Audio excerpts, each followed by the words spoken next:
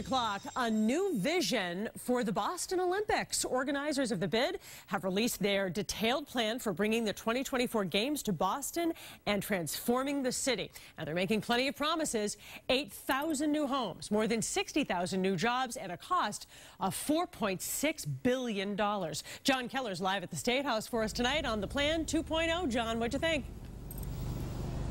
Well, Paula, you're right. They are making a lot of promises in this new plan, which they rolled out today. A lot of it you've been hearing about, spreading the venues out to areas outside Boston and so forth. But there's one problem they still can't make, and that's why the Boston Olympic bid remains between a rock and a hard place. The rock is the public's clearly stated belief that if we have to be on the hook for potentially billions of dollars in cost overruns, we don't want any part of this. The hard place is the U.S. Olympic Committee and International Olympic Committee's insistence that the host city guarantee to pick up any cost overruns. And the problem is, despite this gaudy new rollout, they still can't find a way to resolve that central problem.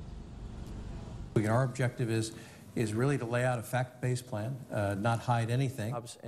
And in an hour-long presentation, Boston 2024 CEO Steve Pagliuca did show they've been hearing the feedback. Was that the committee was listening to everybody, even the worst critics. They were trying to understand where they were coming from, and I believe that this presentation is the direct result of that. But the one question they still can't fully answer is also the most crucial one, according to the polls. Can this be done without putting taxpayers on the hook for billions in possible cost overruns? Those insurances will cover any contingencies. But Pagliuca couldn't say how much insurance they plan to buy and if it would cover the huge deficits racked up by past Olympics. An issue. And again, yes or no, please. Is that the risk that the protections fall short and the taxpayers have to make up the difference? Yeah, I think we should move on, but I think what I've said is we have 4 layers of protection, and it's the most protection there's ever been for games. And we think the risk is very minimal, but everybody can make their own decision. If the USOC and the IOC are so convinced that this is a responsible plan, then why are they still asking City of Boston taxpayers to sign a blank check for cost overruns and revenue shortfalls? And on Beacon Hill today, the new plan didn't dispel all doubts. I'm not comfortable as we're standing here today in terms of what exactly they are expecting of the Commonwealth.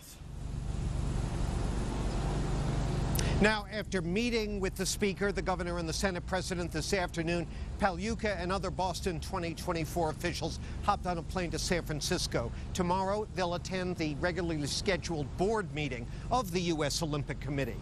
And the message they'll deliver is they've got things back on track. Well, the next round of polling will show whether that's really true when it comes to that core issue of who's getting stuck with the potential cost overruns of an Olympic Games. Live at the State House, I'm John Keller, at large, WBZ News. David, back over to you. All right, John, thank you. We wanted to give you a closer look tonight at what Boston would look like during and after the Olympics. The centerpiece would be this area here. This is the expressway headed northbound toward the tunnel. On the right-hand side now off the highway, it's basically just warehouses and railroad tracks. That's it.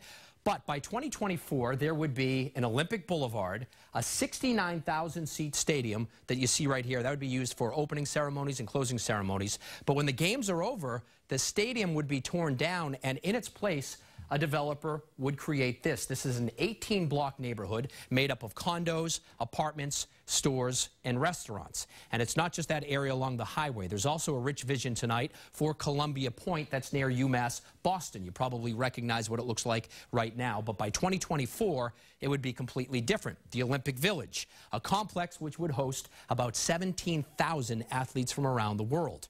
After the games, that village would become condos and apartments, as well as a new dorm as well for UMass Boston. So a lot going on here. If you'd like to read the full proposal from Boston 2024, go to our website, cbsboston.com.